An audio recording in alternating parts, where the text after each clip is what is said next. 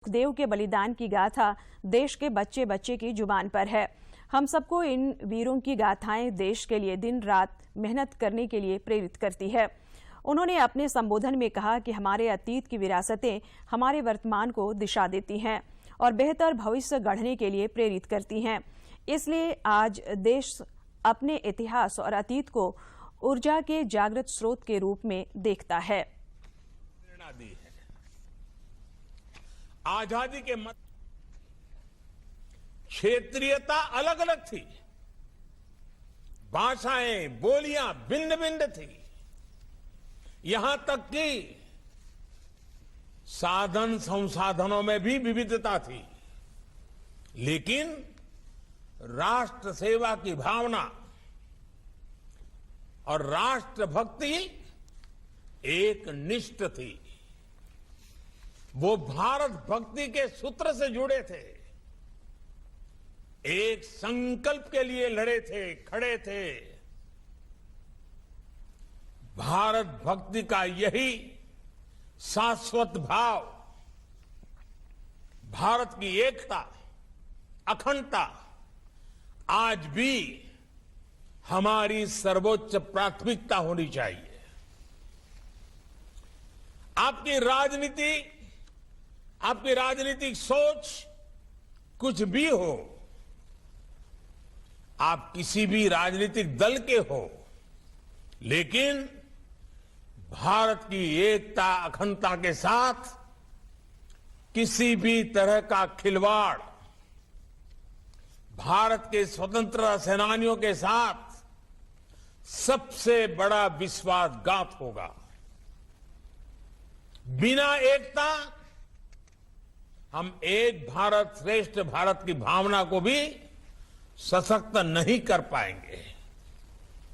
देश की संवैधानिक संस्थाओं का सम्मान, संवैधानिक पदों का सम्मान,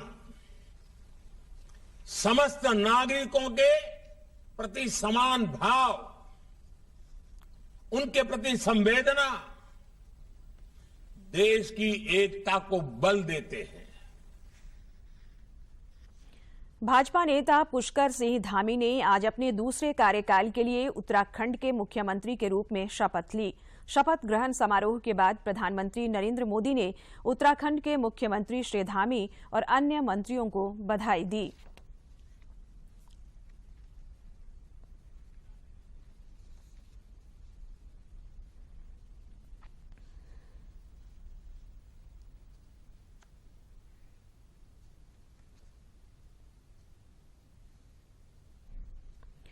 रामनवमी और सरहुल जुलूस निकालने की अनुमति अब तक सरकार द्वारा नहीं दिए जाने पर भाजपा विधायकों ने आज विधानसभा में हंगामा किया।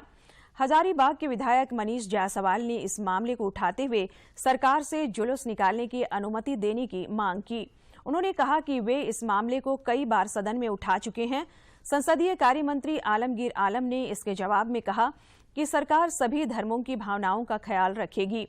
सरकार की ओर से कोई ठोस जवाब नहीं मिलने पर भाजपा सदस्यों ने हंगामा शुरू कर दिया। और यहाँ के रामनवमी का जो लाखों लोग सड़क पर 2 दिन तक 48 घंटा तक रहते हैं, तो ये किसी कार्निवल से कम नहीं है। लेकिन अंतर इतना ही है कि एक धार्मिक जुलूस है। तो आज अब मुख्यमंत्री जी ने तो अश्योर किया है कि हम लोग 1-2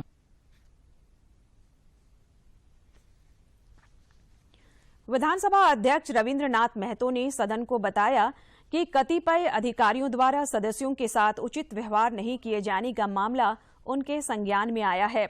इस पर उन्होंने मुख्य सचिव समेत सक्षम पदाधिकारियों को उचित कार्रवाई करने का निर्देश दिया। एवं मंत्रिमंडल निगरानी एवं समन्वय विभाग के सचिव को यह निर्देश देता है कि यह उनकी व्यक्तिगत जिम्मेदारी होगी कि माननीय सदस्यों के प्रति निर्धारित व्यवहार का अनुपालन शब्दशः राज्य के सभी पदाधिकारियों के द्वारा किया जाए। विधायक अंबा प्रसाद ने आज सदन में बड़का गांव मामले की जांच की मांग की। उन्होंने कहा कि तत्कालीन विधायक निर्मला देवी को एक साजिश के तहत फंसाया गया है। वे एनटीपीसी के विस्थापितों के समर्थन में धरना पर बैठी थीं। एनटीपीसी के अधिकारियों की साजिश के कारण उनके माता पिता जेल में बंद हैं। वहाँ के जो तत्कालीन अधिकारी थे वो अपने पक्ष में केस डायरी बना के और पूरा केस डायरी को ऐसे फ्रेम किया गया कि एक ही परिवार के लोग को दोषी करार करके और उनको सलाखों के पीछे कैसे रखे।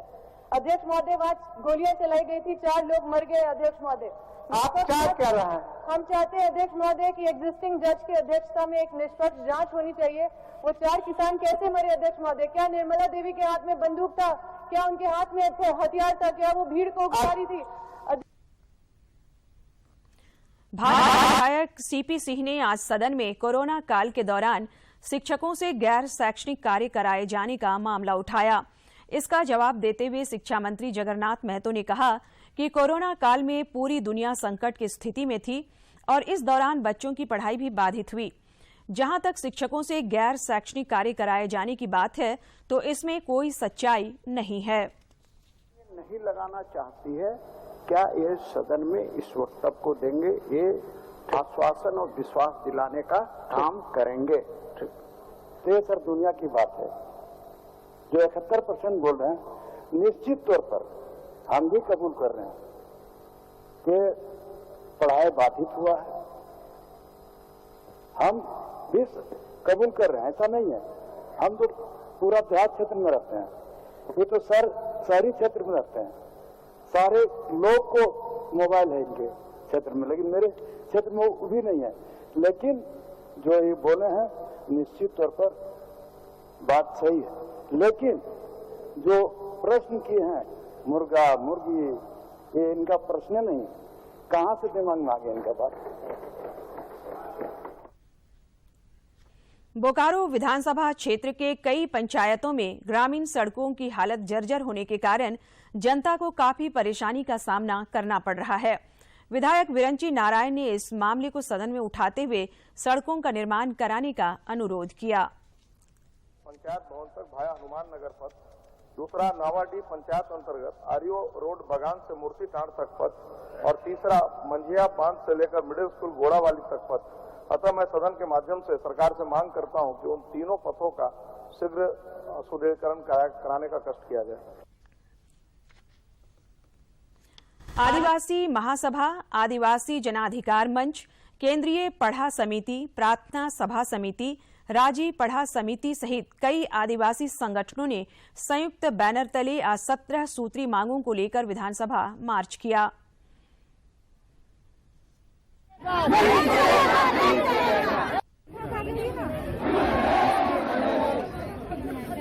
आदिवासी जमीन जो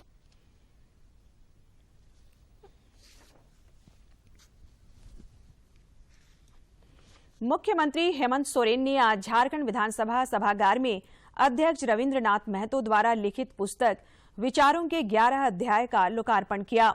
इस अवसर पर मुख्यमंत्री ने कहा कि इस पुस्तक में झारखंड के इतिहास से लेकर वर्तमान को समेटने का प्रयास किया गया है, जो जनमानस के लिए काफी उपयोगी होगी। मौके पर विधानसभा अध्यक्ष रविंद्रनाथ महतो और संसदीय कार्य मंत्री आलमगीर आलम समेत कई सदस्य और पदाधिकारी मौजूद थे। अगर हम देखें तो हमें बहुत दूर जाने की जरूरत नहीं है, हम झारखंड को ही देखें। 80 के दशक से लेकर 90 के दशक के बाद से जिस तरीके से पर्यावरण में बदलाव हम देख रहे हैं। समाचारों का सिलसिला जारी रहेगा, लेकिन इस विराम के बाद।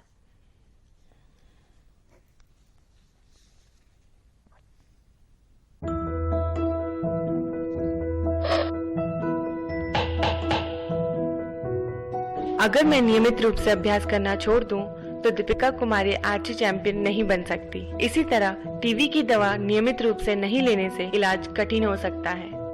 2 हफ्ते से ज्यादा खांसी, रात में पसीना और हल्का बुखार या वजन कम हो रहा हो तो बलगम की सरकारी अस्पताल में मुफ्त जांच जरूर कराएं। राष्ट्रीय स्वास्थ्य मिशन झारखंड सरकार द्वारा जनहित में जारी। विराम के बाद समाचारों में आपका स्वागत है। केंद्र सरकार ने कहा है कि कोविड रोकथाम के लिए आपदा प्रबंधन अधिनियम के प्रावधानों को अब जारी रखने की आवश्यकता नहीं है। देश में कोविड मामलों में काफी गिरावट आने के मद्देनजर यह फैसला लिया गया है। केंद्र ने राज्यों और केंद्र शासित प्रदेशों को सलाह दी है कि वे अब अधिनियम के तहत आदेश और दिशा निर्देश जारी न करें।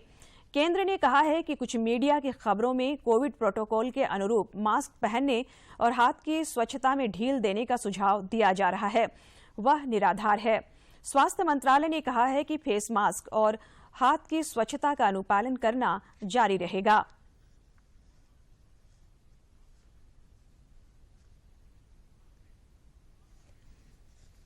आदेश जारी नहीं होंगे। कोरोना प्रबंधन के लिए 24 मार्च 2020 से ये प्रभावी थे।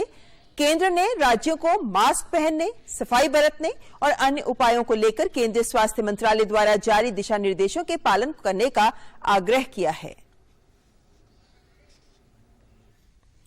देश भर में कोरोना के दैनिक और सक्रिय मामलों में लगातार कमी हो रही है।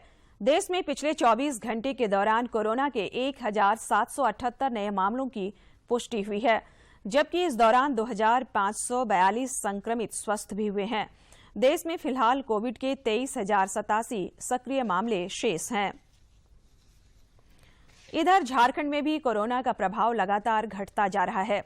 पिछले 24 घंटे के दौरान कोविड के 16 नए संक्रमितों की पहचान की गई, जबकि इस दौरान 41 संक्रमित स्वस्थ भी हुए।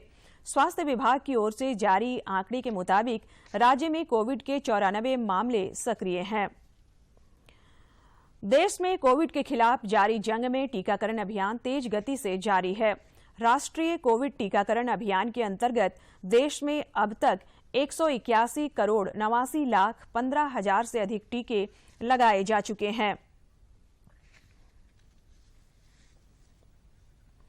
12 से 14 आयु वर्ग के किशोरों के कोविड टीकाकरण में तेजी आ गई है।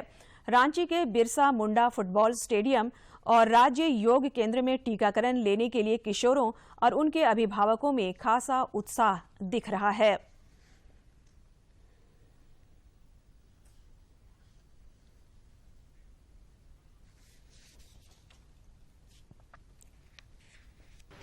कोई अपनी मां का हाथ पकड़कर आ रही है तो कोई अपनी दादी के साथ।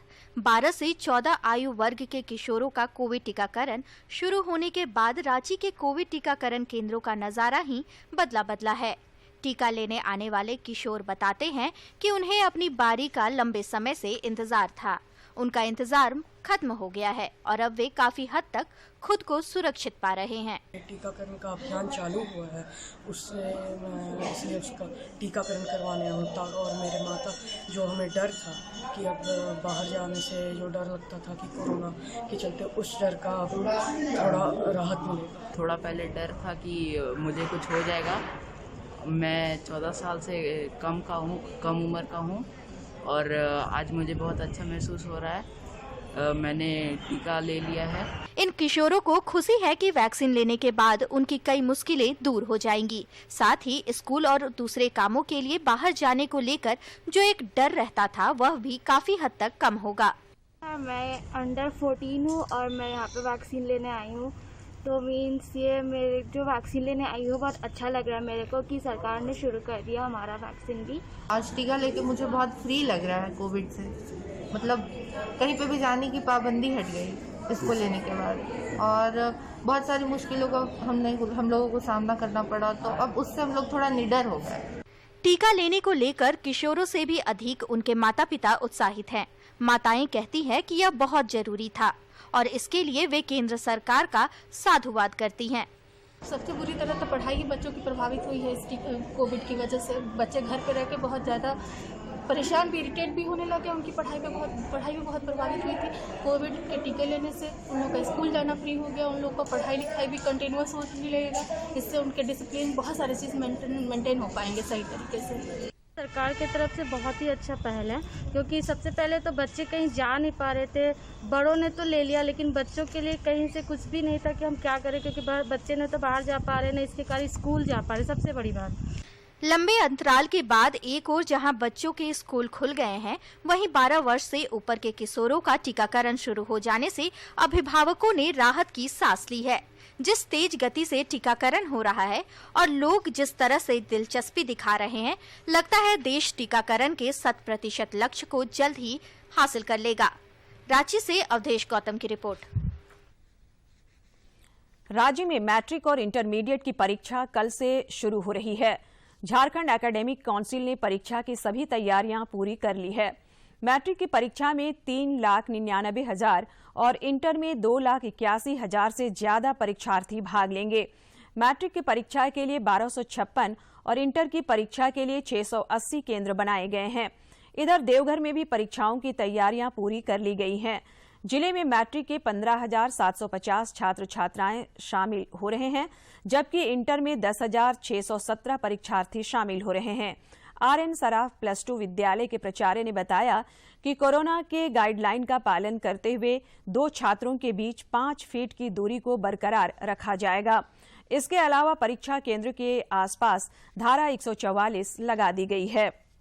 सीसीटीवी कैमरा चालू है। हमारे यहाँ बाथरूम की 4 यूरिनल हैं, 2 महिलाओं के लिए टॉयलेट, 1 पुरुष के लिए। पानी की पर्याप्त व्यवस्था है। साफ सफाई, सैनिटाइजर सभी कमरों का कराया जाएगा। आज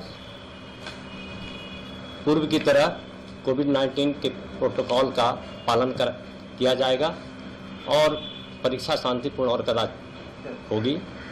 ये हमारी और अब कुछ खबर राज्य की विभिन्न जिलों से।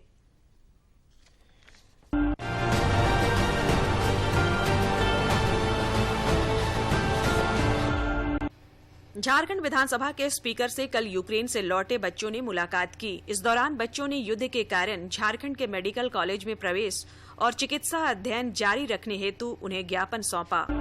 गिरिडीह सांसद सह केंद्रीय शिक्षा राज्य मंत्री अन्नपूर्णा देवी ने जिले के लाल आकाश के राष्ट्रीय पारा एथलेटिक चैंपियनशिप के लिए चयनित होने पर प्रसन्नता जाहिर की है। उन्होंने कहा कि इस उपलब्धि से जिले का गौरव बढ़ा है। प्रवर्तन निदेशालय ने Jharkhand renewable energy development agency JREDA के पूर्व निदेशक निरंजन कुमार सहित 3 अधिकारियों के खिलाफ जांच तेज कर दी है। पूर्व निदेशक पर सरकारी नियमों को ताक पर रखकर नौकरी करने, सरकारी खातों से 170 करोड़ रुपए से अधिक का भुगतान करने सहित कई गंभीर आरोप हैं। आयकर विभाग ने चालू वित्त वर्ष के अंतिम महीने में कर नहीं चुकाने वालों के खिलाफ कार्रवाई शुरू कर दी है। आयकर नहीं देने वालों में पूर्व मंत्री एनोस एक्का सहित 250 डिफॉल्टर शामिल हैं। इन लोगों से करीब 3,000 करोड़ की कर वसूली की जाएगी। रांची जिले के खनन प्रभावित क्षेत्रों के बच्चों के बौद्धिक और शारीरिक विकास के लिए सरकारी स्कूलों को मॉडल बनाया जाएगा। खलारी, बुड़मू, अनगढ़ा, मांडर और ओरमांझी के सरकारी स्कूलों में लर्निंग सेंटर और जिम खोले जाएंगे। रामगढ़ कैंटोनमेंट बोर्ड राजस्व बढ़ाने के लिए विभिन्न शुल्कों में बढ़ोतरी कर रहा है। पिछले दिनों कई शुल्कों में बढ़ोतरी की गई थी और अब बिजुलिया तालाब परिसर में प्रवेश पर शुल्क लगाया जा रहा है, जो 1 अप्रैल से प्रभावी होगा। रांची के सुखदेव नगर गोलीकांड में पुलिस ने 2 आरोपियों को गिरफ्तार किया है। गोलीबारी में रोहित नामक युवक गंभीर रूप से घायल हो गया था। पुलिस के मुताबिक पैसे के लेन देन को लेकर हुए विवाद के बाद अपराधियों ने रोहित को गोली मारकर घायल कर दिया था।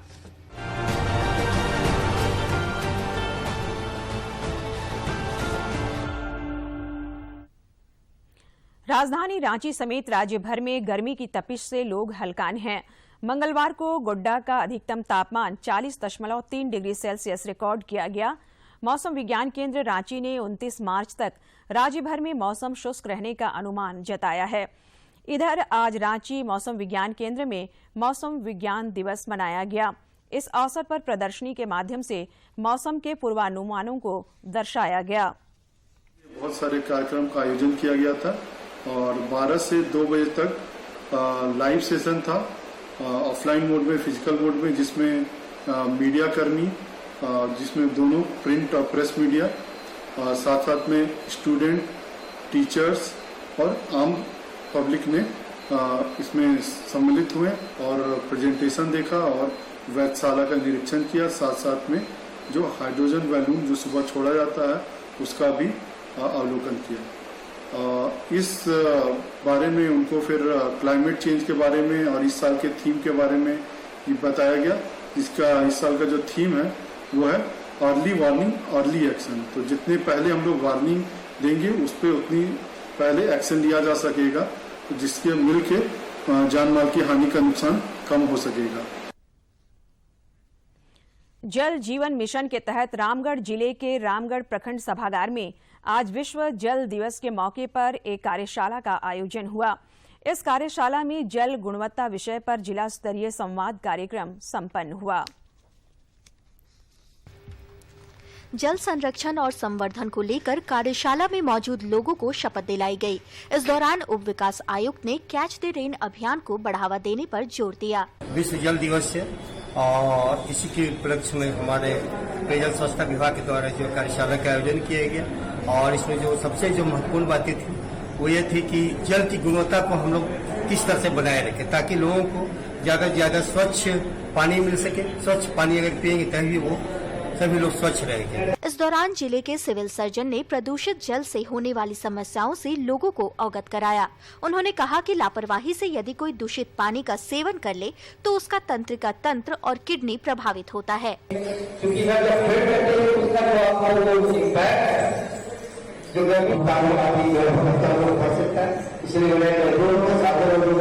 कार्यक्रम में पहुंचे केंद्रीय जल शक्ति मंत्रालय द्वारा सम्मानित झारखंड के इकलौत मुखिया लव कुमार ने इस दौरान लोगों को जागरूक किया।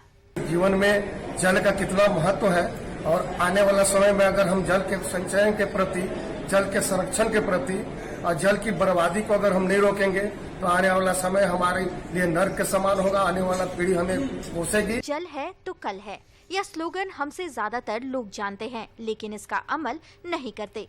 रामगढ़ से कौशल किशोर तिवारी की रिपोर्ट। जल संरक्षण की दिशा में रांची स्थित हरमू कॉलोनी के लोगों की पहल ने एक मिसाल कायम की है। कॉलोनी के घरों में वाटर हार्वेस्टिंग सिस्टम बन जाने से अब बोरिंग और कुआं ड्राई नहीं होता है। रांची के हरमू हाउसिंग कॉलोनी का एक बड़ा हिस्सा गर्मी के दिनों में पानी का संकट झेलता है। गर्मी में घरों में लगे बोरिंग फेल हो जाते हैं, लेकिन हरमू चौक स्थित बी टाइप कॉलोनी के लोगों ने मिसाल कायम की है। यहाँ सभी 40 घरों में रेन वाटर हार्वेस्टिंग सिस्टम लगा हुआ है। यहाँ है बी टाइप का 40 है। यहाँ 40 में से हम समझते हैं 1-2 छोड़ करके, नहीं तो सब में लग गया है। रेन वाटर हार्वेस्टिंग की वजह से इन घरों में पानी की परेशानी नहीं होती है। अगर इस तरह का प्रयास किया जाए तो राजधानी के दूसरे मोहल्ले भी गर्मी के मौसम में पानी का संकट दूर हो सकता है। हमेशा बोरिंग होता था, रीबोरिंग होता था, पानी का लेवल बहुत नीचे जा रहा था। तो फिर पता चला हम लोग को रेन वाटर हार्वेस्टिंग के बारे में, तो हम लोगों ने करीब मोहल्ले में सभी घरों में हुआ है ये रेन वाटर हार्वेस्टिंग। उसके बाद से क्या हुआ है कि हम लोग का वाटर लेवल काफी ठीक हो गया है। रेन वाटर हार्वेस्टिंग की वजह से इन घरों में पानी की परेशानी नहीं होती है। अगर इस तरह का प्रयास किया जाए तो राजधानी के दूसरे मोहल्लों में भी गर्मी के मौसम में पानी का संकट दूर हो सकता है। कि जब ये हम लोग रेन वाटर हार्वेस्टिंग कर लिए तो रेन वाटर जब जमा हुआ उसमें, तो फिर पानी जो हम लोग का ड्राई हो रहा था, सूख रहा था, मोटर बंद हो गया था, नया मोटर मेरा फेल हो गया था, उसमें पानी आ गई। हर वर्ष गर्मी के मौसम में राजधानी का भूजल स्तर नीचे चला जाता है, जिससे कई मोहल्लों में पानी की किल्लत शुरू हो जाती है। ऐसे में हमारी जागरूकता और जल संरक्षण के उपाय जल संकट से निजात दिला सकती है। रांची से प्रताप की रिपोर्ट। प्रधानमंत्री नरेंद्र मोदी 27 मार्च को सुबह 11 बजे आकाशवाणी पर मन की बात कार्यक्रम में देश विदेश के लोगों से अपने विचार साझा करेंगे। लोग नमो ऐप या माई गोव ओपन फोरम में अपने विचार 24 मार्च तक साझा कर सकते हैं। जन जन की संघर्षों के कुछ किस्से, कहानी कुछ सफलताओं की, अनकही विरासत की, उम्मीदें नए भारत की। महीने के आखिरी रविवार का रहता है इंतजार। मलयाचल के आंचल से विंध्याचल के आंगन तक, ब्रह्मपुत्र के घाट से हिमालय के विस्तार तक होती है मन की बात प्रधानमंत्री के साथ। तो सुनिए इस महीने 27 मार्च सुबह 11 बजे मन की बात आकाशवाणी और दूरदर्शन के सभी चैनलों पर। मन की बात के प्रादेशिक भाषाओं में अनुवाद का पुनः प्रसारण आप सुन सकते हैं रात 8 बजे आकाशवाणी और दूरदर्शन के सभी प्रादेशिक चैनलों पर। तो याद रखें, रविवार 27 मार्च सुबह 11 बजे मन की बात।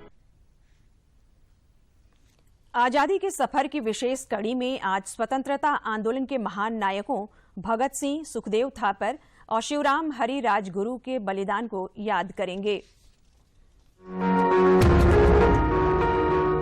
आज की कड़ी में हम शहीद दिवस और स्वतंत्रता संघर्ष के महान नायकों भगत सिंह, सुखदेव थापर और शिवराम हरि राजगुरु के बलिदान का स्मरण कर रहे हैं। वे 23 मार्च 1931 को शहीद हुए थे। अंग्रेजों ने भारत माता के इन वीर सपूतों को लाहौर जेल में फांसी दी थी। तू न रोना कि तू है भगत सिंह की मां, मर के भी लाल तेरा मरेगा नहीं। तीनों स्वतंत्रता सेनानी लाला लाजपत राय की हत्या से बहुत व्यथित थे। 30 अक्टूबर 1928 को लाहौर आए साइमन कमीशन के विरोध में अहिंसक प्रदर्शन का नेतृत्व करते समय लाला जी को क्रूरता से पीटा गया था। क्रांतिकारियों ने इसके जवाब में अंग्रेजों पर जबरदस्त हमला करने की ठानी। 1928 में उन्होंने British police superintendent James Scott को मारने की योजना बनाई, जो लाला लाजपत राय की मृत्यु के लिए जिम्मेदार था। लेकिन पहचान करने में भूल के कारण स्कॉट की बजाय ब्रिटिश पुलिस अधिकारी जेपी सॉन्डर्स मारा गया। इस घटना के बाद क्रांतिकारी कुछ महीनों तक भूमिगत हो गए, लेकिन अप्रैल 1929 में भगत सिंह अपने साथी बटुकेश्वर दत्त के साथ सामने आए और बहरी ब्रिटिश सरकार को अपनी आवाज सुनाने के लिए दिल्ली में सेंट्रल लेजिस्लेटिव असेंबली में बम फेंके। दोनों ने उसी समय स्वयं गिरफ्तार। और अब आखिर में इस बुलेटिन के मुख्य समाचार एक बार फिर। प्रधानमंत्री ने शहीद दिवस पर कोलकाता के विक्टोरिया मेमोरियल हॉल में विक्टोरियन भारत गैलरी का किया उद्घाटन। कहा, अतीत की विरासतें हमारे वर्तमान को दिशा देती हैं और बेहतर भविष्य गढ़ने के लिए प्रेरित करती हैं। रामनवमी और सरहुल जुलूस निकालने की अनुमति नहीं दिए जाने पर भाजपा विधायकों ने सदन में किया हंगामा। आदिवासी संगठनों ने अपनी मांगों को लेकर किया विधानसभा मार्च। केंद्र सरकार का फैसला 31 मार्च के बाद कोविड रोकथाम के लिए आपदा प्रबंधन अधिनियम के प्रावधानों को जारी रखने की जरूरत नहीं, मास्क और स्वच्छता का रखे ध्यान। और राज्य में मैट्रिक और इंटर की परीक्षा कल से, कदाचार मुक्त परीक्षा के लिए प्रशासन की ओर से सभी तैयारियां पूरी।